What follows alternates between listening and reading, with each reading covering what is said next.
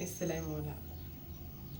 السلام عليكم ورحمة الله وبركاته. ازيكم يا أمورات، عاملين ايه؟ هتيجي بقى النهاردة كده نعمل طريقة الكفتة الحلوة بالبطاطس دي. شايفين مفيش ولا أجمل ولا أحلى من كده، بطريقة سهلة وبسيطة. طبعا مش هوريكم المرة دي ازاي أصلا نضربها في الكبة والكلام ده كله المرة دي، بس هنوريكم الطريقة. والفيديو اللي جاي بأمر الله هعمل لكم ازاي نعمل الكفتة مظبوطة وحلوة وما تفكش معانا وتكون ماسكة بعضها. طبعا لو عايزه بقى تكتري الكميه، عايزه تحبي، في ناس بتحب يكون معاها خضار، نعمل بقى البطاطس الحلوه ما تكونش مهريه، طريقه سهله وبسيطه. ما تنسونيش في الشير واللايك، واللي ما اشتركش في القناه يشترك ويفعل الجرس، وما تنسوش شير شير شير. يلا بينا نقول بسم الله ونبدا على طول على الوصفه. كل سنه وانتم طيبين. يلا. السلام عليكم ورحمة الله وبركاته. ازيكم يا امارات، عاملين ايه؟ النهاردة بقى هوريكم ازاي نعمل طريقة الكفتة. طبعا انا كنت قليها شايلها في الفريزر، هنزل لكم فيديو تاني للأسف، بس لسه بمنتج فيه وده كنت خلصته. ازاي المكونات بتاعتها، او اقول لكم دلوقتي كده على السريع برضو انا بعمل ازاي. يعني انا بروح للراجل اللحمة الجملي، بجيب من عنده طبعا لحمة جملي مفروم.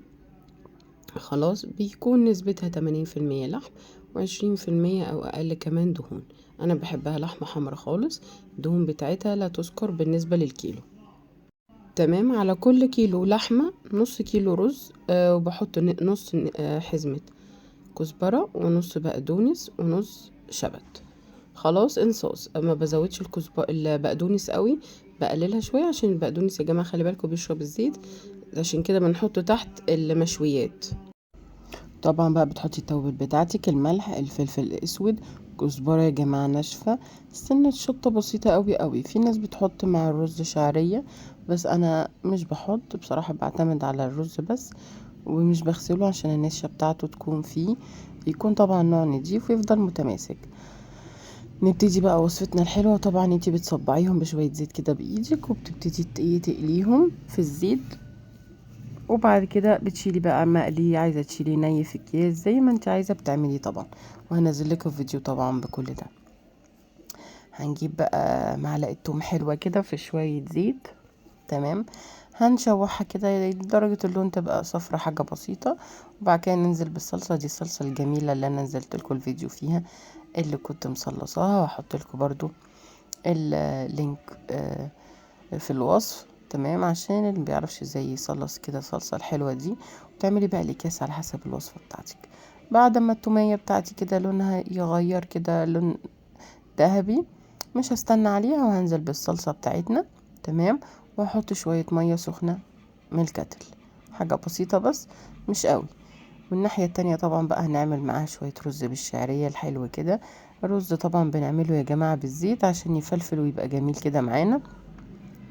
خلاص، بس بقى اهو يا جماعة كده خلاص بقى اللون الشعرية ابتدى يبقى دهبي معانا. بنكون غاسلين بقى الرز، او على حسب النوع اللي عندك، لو نضيف ما بيتغسلش وده احنا عارفينه. خلاص بكون بقى على حسب الكمية. الرز سهل وبسيط، كمية المية بتساوي كمية الرز، يعني هتحطي كوباية رز كوباية مية، كوبايتين رز كوبايتين مية، تمام، ما فيهاش اي مشكلة خالص، سهلة وبسيطة. بصيها، هتقلبي بس الاول الرز كده تقلبتين كده تديله صدمة مع الشعرية، بتحطي الملح بتاعك، عايزة بقى تطعميه كده حلو، تحطي واحدة نص ماجي خضار، مش فراخ ولا لحمة اهو. بصوا يا جماعة، انا دايما بحب اعمل كده، لو عندي شوربة بصراحة بس ايه شوربة يبقى طعمه حلو، وبحط النص التاني مع الايه، مع الكفتة بس. خلاص الصلصة بتاعتنا كده حلوة قوي. انا كمان يا جماعة هحط مع الكفتة بطاطس، انا طبعا حاطه لكم الوصفتين مع بعض كده عشان اسهل عليكم. بزود هنا مية سخنة عشان الصلصة خلاص فكت خالص، تمام. هحط الاول، بصوا بقى انا اللي هي الكفتة هي كنت مفرزاها زي ما قلت لكم. هحط الكفتة، بصوا كانت مقلية ومجمدة في الفريزر، هحطها كلها كيس، كمية كويسة قوي قوي. بس طبعا لو انت بقى عايزة تكتريها او تبقى وجبة مثلا اليومين تقدري، انا كنت مقطعة بطاطسايتين وسط، او واحدة كبيرة، يعني على حسب الكمية اللي انت عايزاها. بس حطيت شوية مية، انا هسيبها بس تاخد غلوتين خلاص مع الصلصة. وبعد كده البطاطس انا بنزل بيها قبل ما اقفل النار عليها بحاجة بسيطة، يعني تاخد غلوة واحدة وكون طفيت، لان البطاطس بتتهري وانا عايزاها تبقى مقرمشة، مش بتتهري خالص في الصلصة، عايزاها تبقى ماسكة نفسها برضو، لان البطاطس لو اتهرت هيبقى عجينة. عجينة يا جماعة، خلي بالكم من ده. لو حبيتوا تسخنوا برضو الاكل لازم البطاطس تبقى ماسكة نفسها. حطيت شوية الملح على الرز، وطبعا هنزل عليه بمقدار المية السخنة. انا ما بعيرش، لان انا ببقى يعني بالويم كده او بالنظرة، انتي بتبقي عارفة. اهم حاجة بقى الرز مغطيه المية بحاجة بسيطة خالص. اكتر من السنتي ده الرز منك ايه يعجن.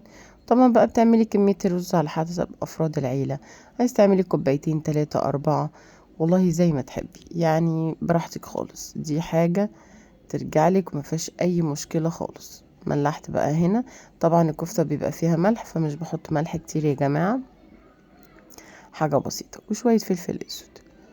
اي توابل بقى تانية، بس طبعا الكفتة ما ينفعش نحط معاها بابريكا ولا الحاجات التانية دي خالص، تغير من طعم الكفتة، لان زيها زي اللحمة، فاهمين؟ كأنها لحمة برضو ايه مسلوقة بس محطوط عليها رز والكوبيبة والحاجات دي، مش بالتوابل الكتير، التوابل المعقولة، فلفل اسود، الملح، الحاجات المعتادة.